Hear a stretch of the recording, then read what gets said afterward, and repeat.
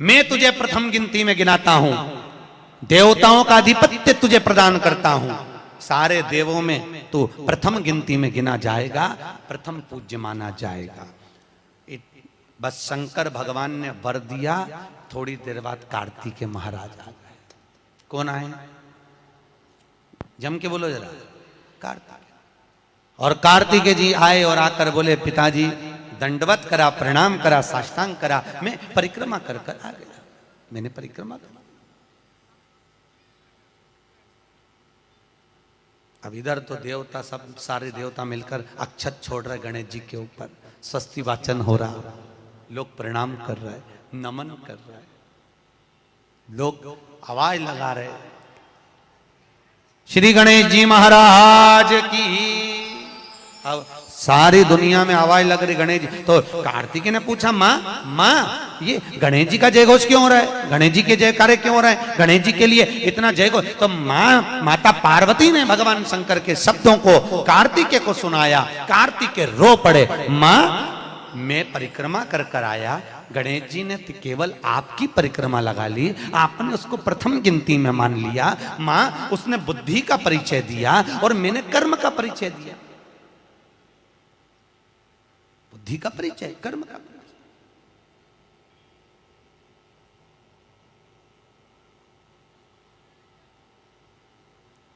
मैंने कर्म कर दिया।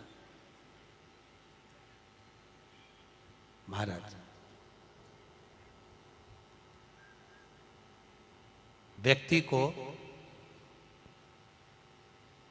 उसके भाग्य का मिलता है कि कर्म का मिलता है? जल्दी बोलो। कर्म का। आपका क्या विचार है? ये लोग तो बहुत दूर बैठे हैं, इसलिए इनसे पूछ ही नहीं रही हूं। व्यक्ति को उसके भाग्य का मिलता है कि कर्म का मिलता है? पुरुषों से भी पूछने का मन है मेरा भाऊ, बोलो तो सही, कि उसके कर्म का मिलेगा कि भाग्य का मिलेगा? है दोनों का मिलेगा। मेरी माताएं जी हाँ बिल्कुल सही कह रही है, दोनों का ही चाहिए। काय का? भाग्य का और कर्म का, ये दो हैं।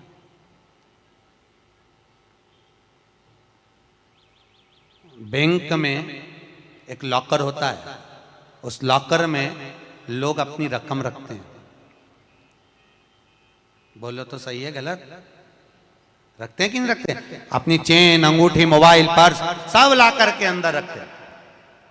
बैंक में लॉकर होता है, लॉकर में रखने के बाद में लॉकर की दो चाबी होती है। कितनी चाबी लॉकर की? दो। एक चाबी तुम्हारे पास, एक चाबी मैनेजर के पास। तुम्हारी चाबी कितनी भी लगा लो, जब तक मैनेजर की चाबी नहीं लगेगी तब तक वो लॉकर, अरे बोलो जम के, नहीं खुलेगी। और बैंक का मैनेजर कितनी भी चाबी लगा ले, लॉकर खुलेगा क्या? नहीं, तुम्हारी चाबी लगना जरूरी है। उसी तरह तुम्हारी चाबी है कर्म की चाबी, तुम कितनी भी घुमा लो पर वो ताला नहीं खुल सकता जब तक मैनेजर मेरा शंकर अपनी भाग्य की चाबी घुमा कर नहीं जाए। इसलिए तुम कर्म करो, भाग्य की चाबी मेरा भोलेनाथ घुमाएगा, और कब क्या दे जाए तुम्हें मालूम ही नहीं पड़ पाएगा। इसलिए चाबी दोनों होना चाहिए, एक भाग्य की, एक कर्म की। दो चाबी होंगी, लॉकर खुलेगा। अगर एक चाबी लगी तो लॉकर नहीं खुलेगा। गणेश जी महाराज को भगवान कार्तिकेय महाराज बोल रहे हैं, माँ मैं कर्म करने गया था, मैं परिक्रमा करने गया था, और यहाँ गणेश जी महाराज को तुमने प्रथम गिनती में बना दिया। माँ ये क्या हुआ? माता पार्वती को गुस्सा तो बहुत आया, क्रोध भी आया। माँ पार्वती की आंख में अश्रु भी भर गए महाराज, आंसू है माता पार्वती के नयन, अश्रु।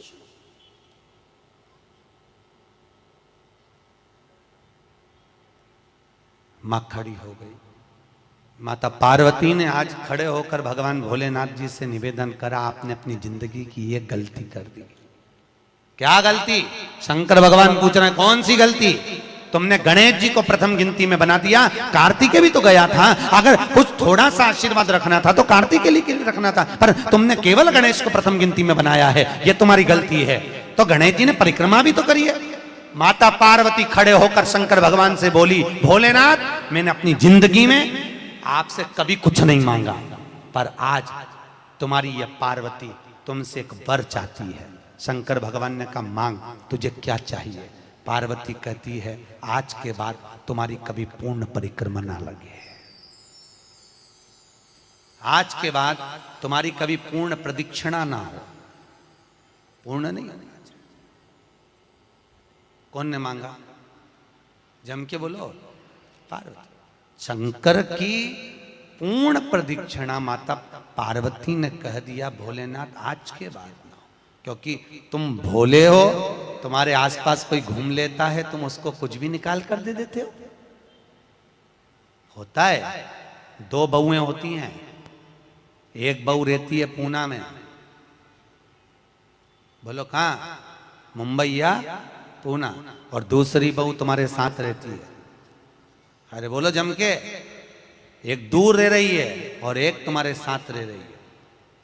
पर सास को जो साथ रह रही है ना, रोज पूछ रही है ना, वो अच्छी नहीं लगती।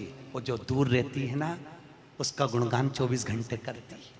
ये डोकरियों की आदत भी बुरी बड़ी बुरी आदत। जो पास रह रही वो अच्छी नहीं लग रही, जो दूर रह रही ना वो दिवाली पे आती है, बस दिवाली पे 30 त्योहार कराती, और दिवाली पे आते और आके पल्लू वल्लू लेके मम्मी जी मम्मी जी मम्मी जी करके आई आई करके बस 2-4 बार इधर उधर घूमेगी और सास इतनी खुश हो जाएगी, तुरंत अंगूठी निकाल के चुपचाप रख ले।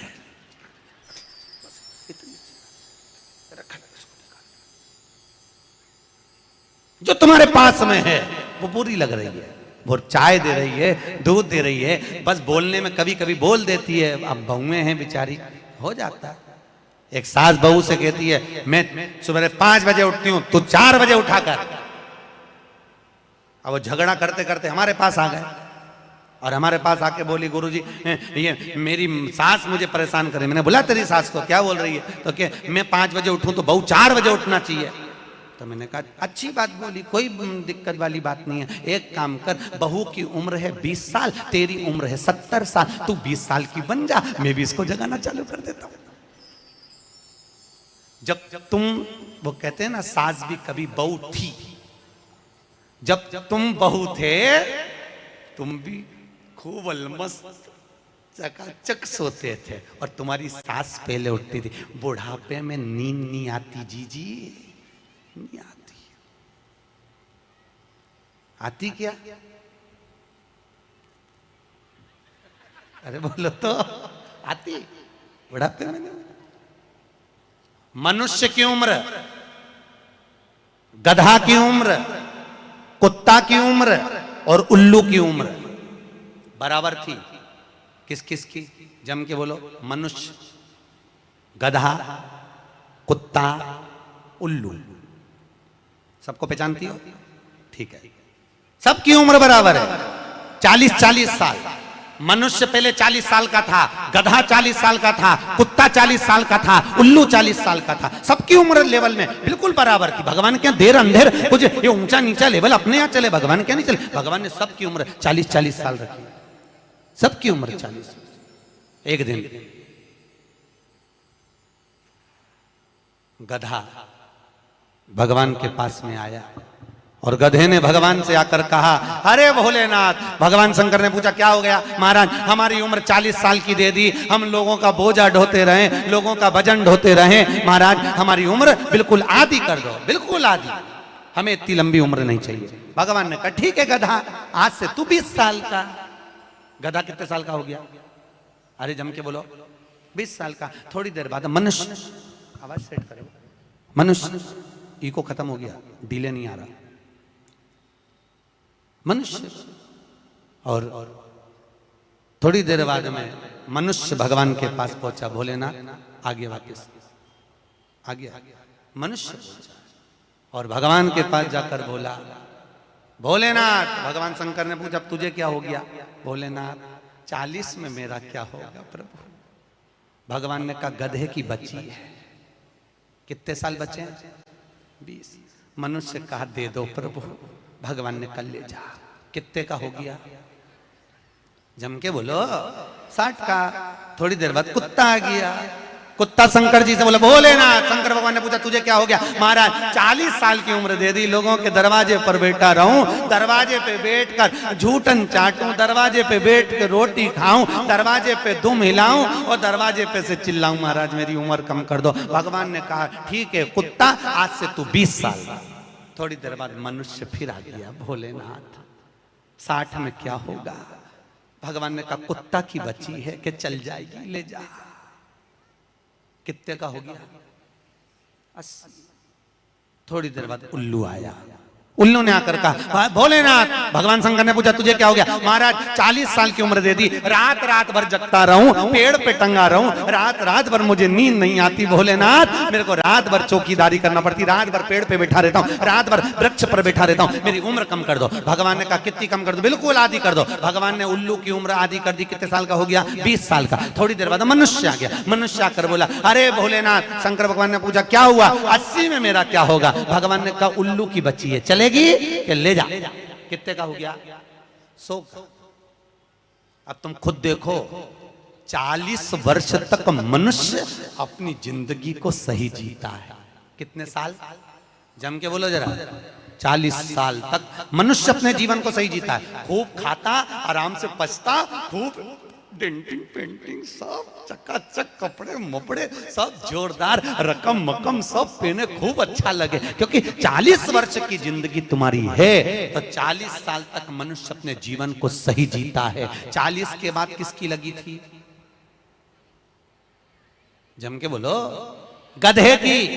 तो 40 से 60 तक मनुष्य गधे जैसा बोझा ढोता है। बच्चों को बड़ा करना है, शादी करना है, मायरा भरना है, परिवार को पालना है, तो बोझा ढो रहा है। जैसे गधा बोझा नहीं ढोता, ऐसे 60 तक बोझा ढोया। 60 के बाद उम्र किसकी लगी?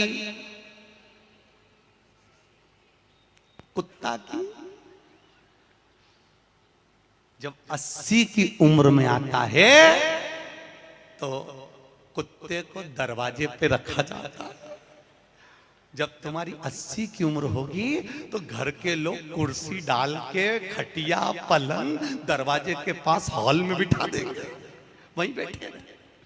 और रोटी भी दरवाजे के पास, चाय भी दरवाजे के पास, क्योंकि कुत्ते को अंदर परमिशन नहीं है। और कोई भी मिलने आया तो वहीं से चिल्लाया बहु, वहीं से आवाज, क्योंकि कुत्ते की उम्र लगी है। वहीं से अब कुत्ते के बाद में 80 के बाद 80 से 100 उल्लू की। डॉक्टर साहब के यहाँ गई, डॉक्टर साहब मुझे रात में नींद नहीं आती, डॉक्टर साहब ने टेबलेट दे दी, नींद की गोली दे दी, डॉक्टर साहब ने इंजेक्शन लगा दिया। कितने भी अच्छे अच्छे डॉक्टर को दिखा लेना, पर 80 से 100 साल की जब उम्र होगी डॉक्टर को क्या मालूम कि किसकी लग गई। शिव महापुराण कहती है 80 से 100 में कितनी भी दवाई खाओ, कितने भी इंजेक्शन लगवाओ, पर रात्रि को नींद नहीं आएगी। गोली खा भी लोगे तो रात के 1:30-2 बजे तक चकाचक सोएगी, 2 बजे के बाद उल्लू जैसी बैठी रहेगी। 2 बजे के बाद कितना भी खाओ, कितनी भी दवाई खाओ, कितने भी अच्छे डॉक्टर को दिखाओ, पर 80 से 100 में जाग रही। आधी रात को जागे, बहू के मम्मी सो नहीं रही, आई सोई नहीं, आई के मारे नींद ही नहीं आई। अब इसके कौन समझाए उल्लू की लगी, कौन समझाए इसके। 80 से 100। अपन तो सब कथा छोड़ो, अपन अपनी कथा पे आओ। चलो महाराज, तो जो बहुत दूर रहती है ना वो अच्छी लगती है, जो पास में रह रही दूर के ढोल सुहावन, ठीक नहीं है, श्रेष्ठ नहीं। भागवत ज्ञान गंगा यज्ञ समिति वालों काय श्रेणी की कथा 10-15 मिनट ज्यादा हो जाए तो कोई दिक्कत तो ना है? हाँ, क्या विचार है तुम्हारा? नहीं, अगर खाना हो तो मैं तुम अक्षतम किस्म कर दूं, मारे का ये मिर्ची का ठेसा तैयार, अपने कहीं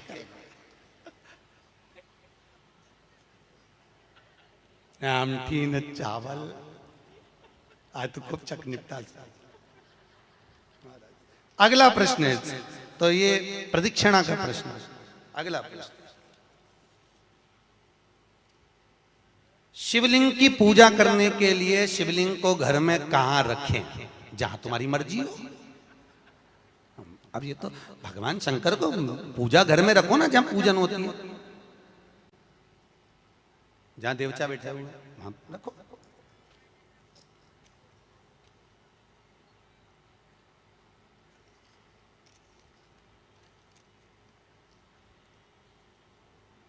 पीपल के पेड़ को सोमवती अमावस्या के दिन 108 फेरी क्यों लगाई जाती है? वाह, बहुत बढ़िया। हमने तो नहीं की कि लगाओ, अब तुम्हारा मन है 108 लगाने का। याद रखना, पीपल के वृक्ष की परिक्रमा करने से वैभव बढ़ता है, आंवले के वृक्ष की परिक्रमा करने से लक्ष्मी बढ़ती है। याद रखिए, तुलसी की परिक्रमा करने से सौभाग्य बढ़ता है। अब 108 मन का लगाओ, चाहे 208 लगाओ, 216 लगाओ, ये आपके ऊपर है। यहां आपका भाव होना चाहिए कि हम भगवान को कैसे रिझाएं, कैसे रिझाएं, ये आपका भाव है। उसका फल क्या है? तो उसका फल वैभव प्राप्ति का है, धन प्राप्ति का, यश प्राप्ति का। आप जितनी लगा,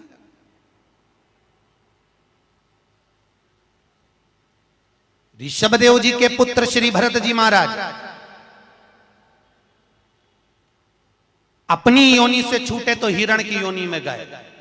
हिरण की योनि पाने के बाद श्री ऋषभदेव जी के पुत्र जो भरत जी थे, हिरण की योनि में आने के बाद में, हिरण की योनि पाने के बाद भरत जी को लगा कि मैं इस हिरण की योनि में पड़ गया हूं, इससे मुक्ति कैसे मिलेगी? तो हिरण की योनि में आने के बाद भरत जी महाराज पीपल के वृक्ष के नीचे जो संत बैठे हुए थे उनकी 108 परिक्रमा करते थे हिरण की योनि में। तो हिरण की योनि के 108 परिक्रमा कर रहे थे। उस दिन थी सोमवती अमावस्या का दिन, जिस दिन हिरण की योनि से परिक्रमा करते करते भरत जी महाराज छूट गए थे और वापिस मनुष्य की योनि में आ गए थे। ये 108 परिक्रमा का फल है। ऋषभ जी के पुत्र हिरण की योनि से छूटकर परमात्मा की भक्ति को मनुष्य देह में लगे। शायद हो सकता है हम मानव की देह में हैं और मनुष्य की देह में आकर अगर हम भगवान की 108 परिक्रमा लगाते हैं, हम भगवान का भजन करते हैं, 108 परिक्रमा के अंतर्गत हम डूबे रहते हैं, तो हो सकता है मनुष्य की योनि से छूटकर हम देव योनि में चले जाए, भगवान की परास प्राप्त हो जाए। मां तो शास्त्र कह रहा है, अंजना माता गौतम बाबा से कहने पर शंकर की आराधना कर रही है। और आराधना करी माता अंजना ने, शिव जी की आराधना करी, शंकर की जब आराधना करी, शंकर का अभिषेक करा, भगवान भूत भावन प्रसन्न हो गए और शंकर भगवान ने उसी समय माता अंजना को वर प्रदान करा, तो चिंता मत कर, तेरे घर में पुत्र होगा। पुत्र, तू क्यों चिंता कर? भगवान शंकर जब भी देते हैं छप्पर फक के देते हैं। भगवान कृष्ण के यहाँ कितने बच्चे दिए? 1,77,086। अब अंजना माता के यहाँ भगवान संतान दे रहा है। भगवान अंजना माता के यहाँ हनुमान जी महाराज कितने भाई थे? माता अंजना के गर्भ से जो संतान हुई थी, हनुमान जी महाराज सगे भाई कितने थे? हनुमान जी कितने भाई? अरे बोलो तो सही, हनुमान जी भाई कितने हैं? सगे भाई कितने हैं हनुमान जी महाराज? तो अंजना माता ने जब भगवान शिव की आराधना करी, शंकर की जब आराधना करी, तब भगवान शंकर प्रसन्न हुए। समय बीता, माता अंजना के गर्भ में भगवान शंकर के तेज पुंज को पवन देव ने ले जाकर माता अंजना के गर्भ में स्थापित करा। स्थापित करने के बाद पूर्णिमा के दिन, चैत्री पूर्णिमा के दिन, भगवान अंजना माता के गर्भ से शंकर का ही एक अवतार श्री हनुमान जी महाराज प्रकट हुए हैं। महाराज श्री हनुमान जी महाराज की। हनुमान जी सगे भाई हैं 6। कितने भाई हैं? 6 सगे भाई। सबसे पहले नंबर हनुमान, फिर गतिमान, केतुमान, धृतिमान, यतिमान, ऐसे हनुमान जी महाराज के 6 भाइयों का क्रम वर्णन किया गया। कितने भाई हैं? 6। हनुमान जी महाराज का एक भाई है जिसका नाम है गतिमान। क्या नाम है? गतिमान। और जिसके यहाँ पर फैक्ट्री हो, किसी भी तरह की फैक्ट्री हो, चाहे वो नट बोल्ट की हो, पानी की हो, किसी भी तरह की फैक्ट्री हो, अगर फैक्ट्री में जरा सी भी तकलीफ आती है तो हनुमान जी महाराज के उल्टा पांव, लेफ्ट पांव के नीचे का सिंदूर लाकर गतिमान का नाम लेकर अगर फैक्ट्री पर स्वस्तिक बना दिया जाता है तो वो फैक्ट्री धड़ाके से चलना चालू हो जाती है, कभी खराब नहीं होती, कभी परेशान नहीं करती। महाराज गतिमान, हनुमान जी के 3रे नंबर का भाई, गतिमान का नाम। ये जो राजनेता होते हैं ना, जब चुनाव लड़ने के लिए जाते हैं और उन्हें विजय प्राप्त करना है तो विजय पाने के लिए वो एक ही काम करते हैं। हनुमान जी के 3रे नंबर का भाई गतिमान, उस गतिमान के नाम से जो व्यक्ति युद्ध करने के लिए जा रहा है या विजय पाने के लिए जा रहा है, अपने बराबर का लच्छा, लच्छा जानते हो, नाड़ा मोली, उसको नाप कर गतिमान के नाम से लपेट कर हनुमान जी के मंदिर में रख देता है और उस मोली को फिर अपने हाथ पर बांध लेता है तो वो हार नहीं सकता, विजय ही प्राप्त करेगा। गतिमान का इतना प्रभाव है हमारा, चाहे कुछ भी। गतिमान, गतिमान है वो, नीचे नहीं गिरने, उसकी प्रखरता। गतिमान श्री हनुमान जी महाराज का प्रागट्य हुआ। अंजना माता के गर्भ से श्री हनुमान जी महाराज प्रकट हुए। पवन तनय संकट हरन मंगल मूर्त रूप, राम लखन सीता सहित हृदय बसौ सुर भूप। श्री हनुमान जी महाराज प्रकट हुए। देवताओं ने पुष्पों की वृष्टि करी, गंधर्व गान करे, अप्सरा नृत्य करी, चारों तरफ सुख समाहित हुआ। श्री हनुमान जी महाराज की, हनुमान जी महाराज प्रकट हुए। प्रबल रावण को मारने में सबसे ज्यादा सहयोग किसने करा था? अरे जम के तो बोलो, हनुमान जी। पूरी पृथ्वी पर सबसे ज्यादा मंदिर किसके हैं? बोलो तो हनुमान के। अपने करमाला में तुम गिनना, अगली बार आऊंगा तो पूछूंगा। अगर अगली बार भागवत ज्ञान गंगा यज्ञ समिति ने मान लो बुलाया तो पूछूंगा आपसे आके कि करमाला में कितने हनुमान जी के मंदिर हैं और राम जी के मंदिर कितने हैं। राम जी के मंदिर अगर 5 होंगे तो हनुमान जी के मंदिर 20 होंगे।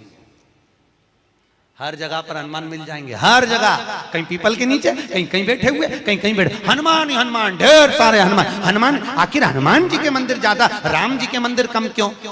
नहीं तो राम के मंदिर ज्यादा होना चाहिए, हनुमान के मंदिर कम होना चाहिए। पर हनुमान के मंदिर ज्यादा इसलिए हुए क्योंकि हनुमान जी ने राम जी की इतनी सेवा करी, इतनी सेवा करी कि भारत की भूमि पर सेवा पुजा गई, इसलिए हनुमान जी के मंदिर ही मंदिर बन गए। मंदिर तुम्हारे भी बन सकते हैं अगर तुम सही से माता पिता की सेवा करो तो। मंदिर बनने में देरी नहीं लगी, तुम करो तो मंदिर बन जाए। रावण को मारने में सबसे ज्यादा सहयोग किसका था? अरे बोलो जम के, हनुमान जी का।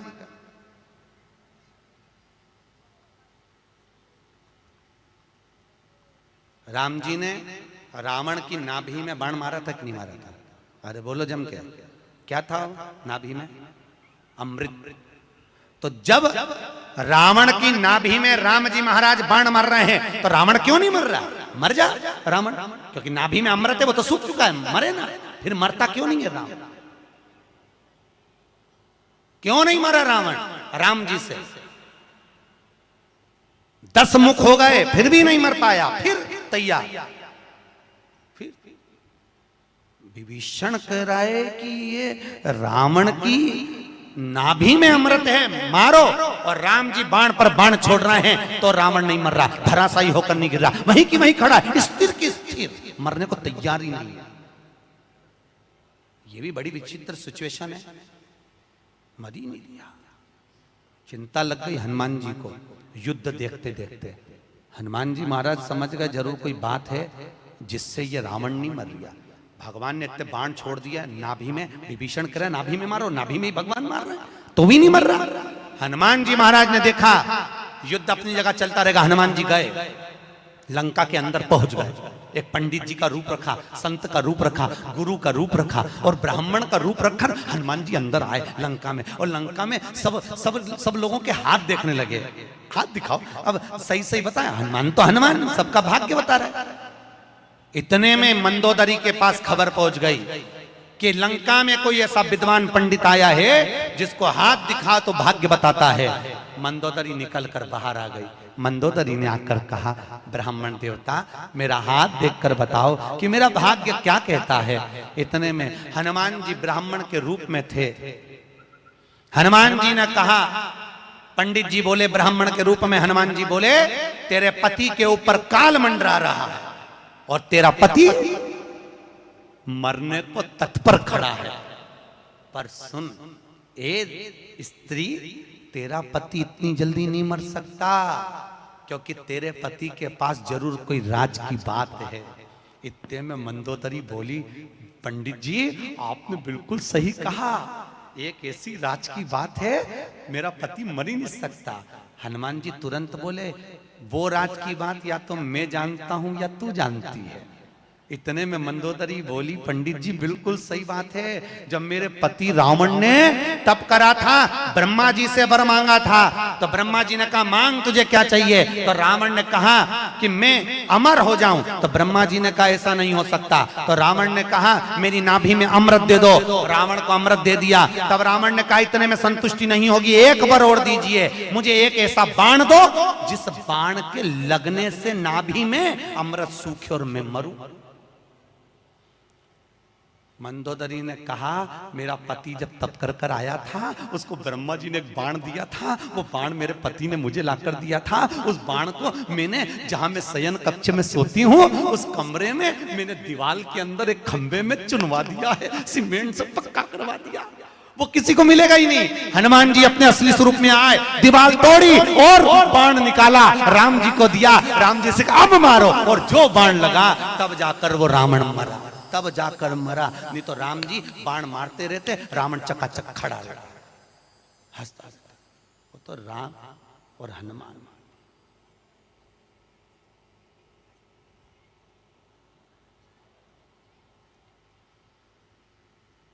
रावण न मरेगा मेरे राम के बिना, और राम न मिलेंगे हनुमान के बिना। श्री राम जय राम जय जय राम, श्री राम जय राम। भगवान राम जी महाराज आनंद में विराजमान महाराज, इसलिए भगवत भजन का स्मरण है, भगवत नाम का श्री हनुमान महाराज। पवन तनय संकट हरन, मंगल मूर्ति रूप, राम लखन सीता सहित हृदय बसौ सुर। भगवान श्री हनुमान जी महाराज सहज नहीं, हनुमान जी महाराज आनंद में स्थापित हुए, विराजमान हुए। कुछ समय बीतता है महाराज, और उस समय की अनुकूलता में भगवान तुमरुका जी चंचुला देवी को भगवान शंकर के नंदन वन भ्रमण की चर्चा करते हैं। भगवान शंकर माता पार्वती के साथ में काशी घूमने के लिए गए। माता पार्वती अकेली बैठी हुई थी, शंकर भगवान को जाना पड़ा कोई काम से। पार्वती जी बोली मैं अकेली क्या करूंगी भोलेनाथ। शंकर भगवान ने कहा पार्वती तेरे एकांत को मिटाने के लिए तू इस वृक्ष से, सामने अशोक का वृक्ष था, इस वृक्ष से जो मांगेगी वो तुझे मिल जाएगा। पार्वती जी ने अपने शोक को दूर करने के लिए, एकांत को दूर करने के लिए अशोक के वृक्ष से एक अशोक सुंदरी को प्रकट करा। शंकर भगवान की 6 नंबर की लड़की है अशोक सुंदरी। थोड़ा आवाज बढ़ाओ, रिटर्न की। अशोक सुंदरी भगवान शंकर के 6 नंबर की लड़की अशोक सुंदरी। अशोक सुंदरी प्रकट, भगवान शिव ने आनंद स्थापित कराया। समय आया, आगे जो वर्णन आया भगवान भूत बामन भूतेश्वर भगवान शिव 12 ज्योतिर्लिंग की कथा का स्मरण कराते हैं। 12 ज्योतिर्लिंग की कथा यहाँ पर प्रारंभ होती है महाराज। 12 और 12 ज्योतिर्लिंग की कथा का स्मरण कराया।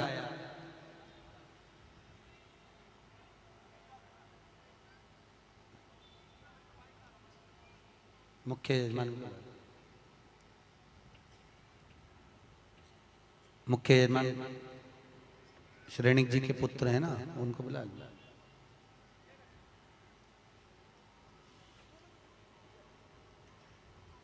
दस मिनट श्रेणिक जी जो मुख्य यजमान है रोज पूजन में बैठे हैं, आपके पुत्र और बहू, उनको 5 मिनट 10 मिनट के लिए बुला दो, जोड़े से बिठा दो उनको सामने।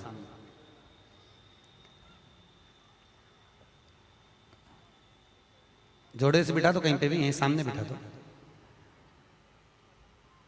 भगवान 12 ज्योतिर्लिंग की कथा का स्मरण कराते हैं महाराज। श्री तुमरुका जी चंचुला देवी से कहते हैं, चंचुला ये 12 ज्योतिर्लिंग की कथा है जो अखंड सौभाग्य को देने वाली है, लक्ष्मी की वृद्धि करने वाली है, सुख समृद्धि देने वाली है, कार्य में उन्नति देने वाली है, उत्तम फल की प्राप्ति कराने वाली है, वंश की वृद्धि कराने वाली है और हर कार्य में सफलता प्रदान करने वाली 12 ज्योतिर्लिंग की कथा है महाराज। चंचुला देवी कहती है महाराज वो 12 ज्योतिर्लिंग की कथा हमें श्रवण कराएं। भगवान शंकर ने अपनी जटा में से बेलपत्र को निकालकर अपने हाथ में रखा है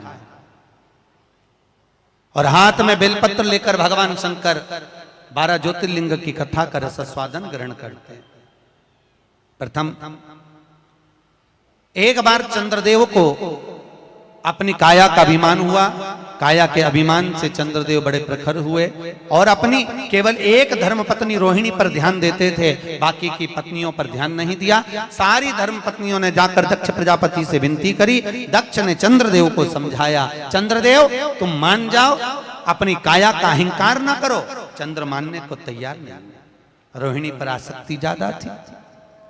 एक दिन दक्ष प्रजापति ने श्राप दे दिया, अरे चंद्र मैंने अपनी इतनी बेटियां तुझे ब्याही और उसके बाद भी तू केवल एक कन्या पर ध्यान देता है, अपनी धर्मपत्नियों पर ध्यान नहीं दिया। मैं तुझे श्राप देता हूं, तेरा शरीर टपक टपक कर गिरे, तुझे क्षय रोग हो जाए।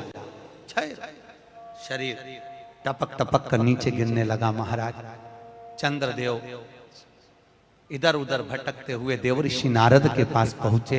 नारद जी महाराज अपनी मस्ती में भगवत भजन में लगे हुए थे। महाराज नारायण श्रीमन नारायण, नारायण श्रीमन नारायण, नारायण श्रीमन नारायण। गाइए, सब गाइए।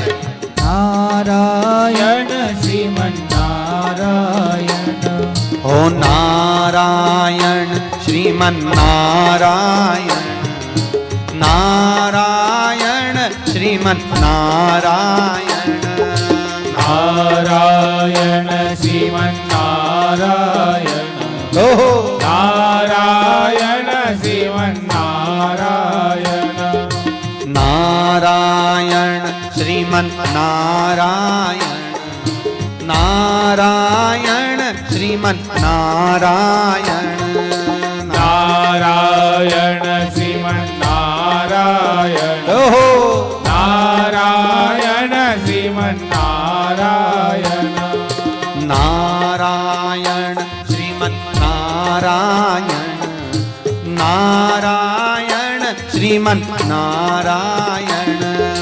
नारायण श्रीमन नारायण, नारायण श्रीमन नारायण, हे नारायण श्रीमन नारायण, नारायण श्रीमन नारायण, नारायण श्रीमन नारायण, नारायण श्रीमन नारायण। श्री नारद जी महाराज मिले, भगवान चंद्रदेव ने विनती करी, महाराज मुझे काया का रोग हो गया है, कृपा करो।